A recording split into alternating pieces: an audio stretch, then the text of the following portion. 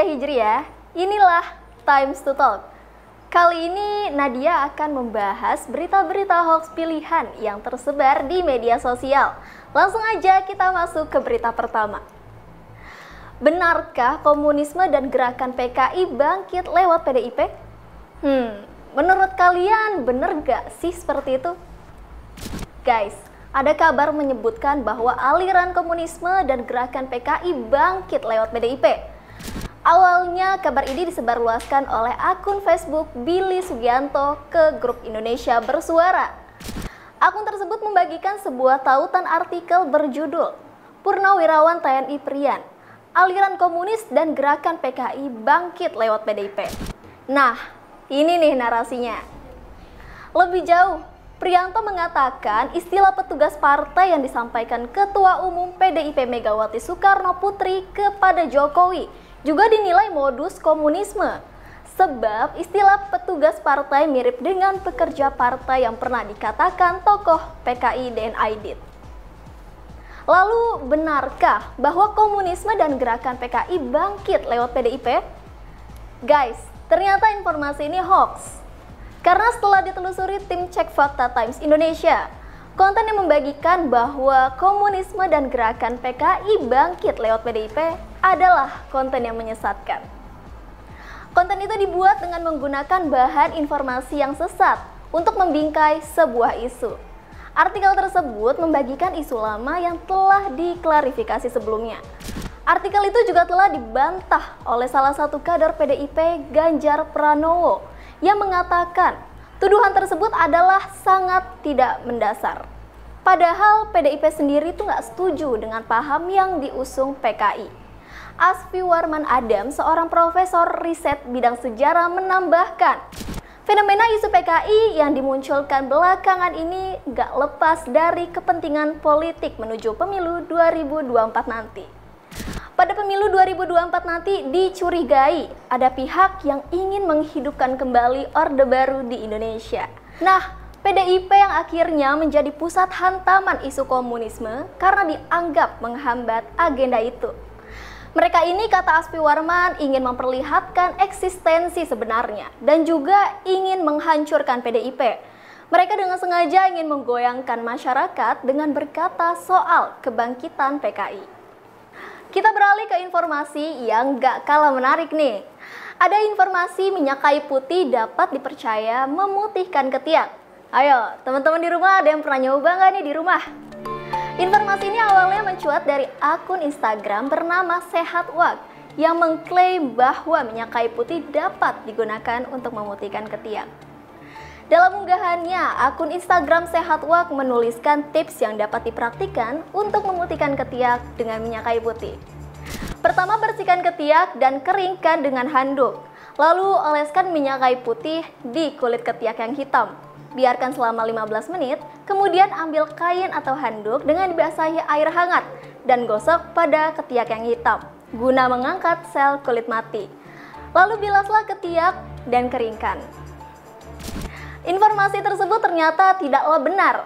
Dilansir dari Female Daily, Dr. Arin Astasari Widodo, spesialis kulit dan kelamin Universitas Indonesia, menjelaskan, sampai saat ini gak ada tuh bukti secara medis kalau minyak kayu putih dapat memutihkan ketiak. Kemungkinan yang paling sering terjadi ketika kita mengoleskan minyak kayu putih di ketiak adalah dermatitis kontak iritan, yaitu peradangan kulit akibat iritasi minyak kayu putih tersebut. Tanda-tanda dermatitis kontak iritan berbeda-beda, bergantung pada tingkat keparahannya. Mulai dari rasa panas saja, ada yang sampai merah, bersisik, bahkan hingga timbul bintik dan lenting. Sebagian orang juga kemungkinan dapat mengalami alergi ketika menggunakan minyak kayu putih. Reaksi alergi yang terjadi dapat menyebabkan gatal-gatal, ruam, batuk, pusing, mual, muntah, atau bahkan pingsan. Meskipun begitu, hingga saat ini belum ada bukti secara ilmiah untuk menjelaskan fungsi dari minyak kayu putih dan dosis penggunaan yang tepat. Namun teman-teman bisa melakukan konsultasi ke dokter untuk menanyakan lebih jelas penggunaan minyak kayu putih yang aman. Aduh, udah masuk berita terakhir aja nih. Di sini ada narasi terkait fatwa Qisas atau hukuman dalam syariat Islam dari GNPF Ulama FPI, dan PA212 di sosial media. Narasi ini diunggah oleh akun Facebook Sandi yang dibagikan ke grup Facebook Gatot Nurmantio Road to 2024. Dalam unggahan narasinya, Sandi menuliskan, akhirnya keluar juga fatwa kisos dari GNPF Ulama, FPI, dan PA212, walau agak terlambat. Mari kita siapkan pasukan di tiap-tiap wilayahnya masing-masing, koordinasi dengan DKM-DKM masjid. Pertama, siapkan golok di tiap-tiap masjid. Yang kedua, saf pertama dibelakangi imam para penjaga ulama. Yang ketiga, lingkari ulama dengan orang-orang yang dikenal dari lingkungan sekitar.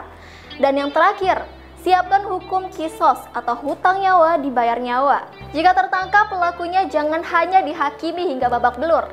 Patahkan aja jari-jarinya atau salah satu lengannya. Setelah itu serahkan kepada Babinsa setempat. Jangan serahkan dulu kepada polisi, biar TNI yang membongkar data dan dalangnya.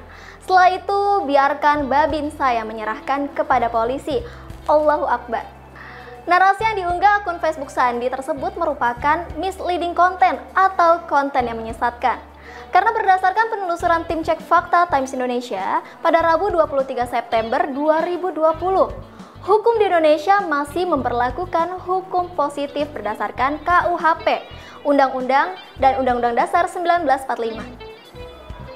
Selain itu, fatwa hukum kisos seperti yang disampaikan Sandi dalam narasinya bukanlah fatwa, melainkan wacana dan pernyataan sikap bersama dari GNPF Ulama, FPI, dan PA212. Dilansir dari berita jpnn.com, 3 ormas itu menyerukan kepada umat Islam untuk memberlakukan hukum adat dan hukum kisos jika hukum negara udah nggak bisa lagi menegakkan para pelaku percobaan pembunuhan kepada para ulama dan tokoh NKRI.